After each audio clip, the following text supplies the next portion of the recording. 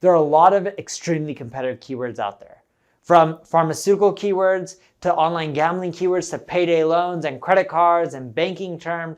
These are all competitive keywords that multi-billion-dollar companies are already investing hundreds and thousands, if not millions of dollars to go after.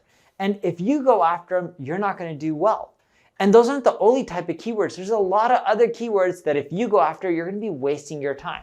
Hi everyone, I'm Neil Patel, and today I'm going to go over the types of keywords that never sell. These are the keywords that you should stop wasting your time with, because if you go after them, you're not going to generate any sales. The first type of keyword that you should avoid is generic keywords. You'll attract visitors that have no interest what you're offering. They don't qualify visitors in any way. For example, if you just want to rank for credit cards, sure, you're going to get a lot of traffic, and a very tiny percentage of those people may convert. But here's the thing, the amount of cost, the money, the time you put in to rank for that term is going to be so expensive for how much revenue you make, it's not worth it. In most cases, you're going to lose money and not have a positive ROI. You don't want to go after generic keywords. You're better off going after very specific terms. And the terms you should avoid are industry-specific keywords, which gets into the next type of keywords you should avoid. You know that technical jargon that people use? Well, most people who are in the industry may know about it, but most of your buyers aren't going to be in your industry, so they're not going to use it as much. So when you go after these terms that have all this technical jargon, sure, you may get some traffic, but they're not going to do well. For example, I'm in the SEO industry. If I go after terms like schema markup, sure, I'm going to get more SEOs to my website, but I'm not going to get potential buyers coming to my website who are ready to buy. Most of my buyers don't know even what schema markup is. The next type of keyword that you should avoid, keywords with the wrong intent.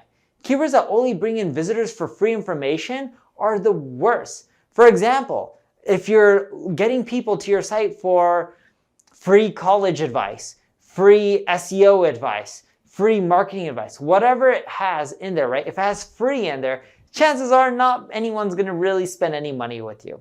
For example, if they're looking to set up an LLC or corporation for free, not really going to spend much money with you. Now, there's some industries where free may make you some money, but that's rare.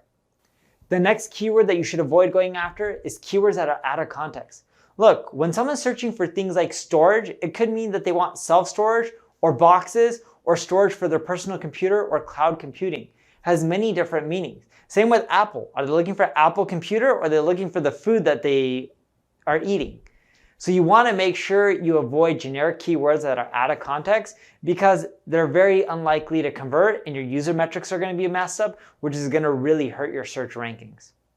The next group of keywords are keywords with unrelated informational intent. If you focus on keywords that don't have to do with your product or service, they will give you the wrong type of traffic. They'll give you top of funnel traffic that may drive awareness but not sales. If you have a lot of extra money to blow, sure, go and do this. But if you need to make revenue, I would avoid these keywords at all costs. Later, once your business is more established, you're making money, sure, you can consider going after them. But in the early days, I would avoid them.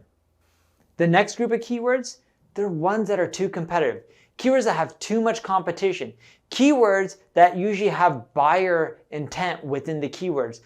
Keywords such as cheap laptops, or where's the best place to buy a laptop, right? All of those are specific buyer intent keywords. They're going to be super competitive and hard to go after. If you're not sure if the keywords you're going after are easy to go after or hard, use Ubersuggest. It's free. It'll tell you how hard that keyword is to go after versus how easy it is. The closer that number is to 100, the harder it is to rank for. The lower the number, the easier it is to rank for. The last thing you want to avoid is focusing only on long tail keywords. Sure, they're easier to rank and they're bottom of the funnel, but if you just go after long tail searches, what you'll find is your traffic volume won't grow fast enough and you're not going to make that many sales. Sure, those people will convert really well, but if you go after long tail searches that have very low volume, such as, look, going after the term black 2017 Mustang in Los Angeles is barely going to get any traffic. Sure, you want to go after long tail phrases, but black 2017 Ford Mustang is good enough. When you start adding in city identifiers within your keywords or other identifiers that makes it too long and those keywords now are like 6, 7, 8 words, barely anyone's going to search from, try to go after 3, 4 word phrases instead.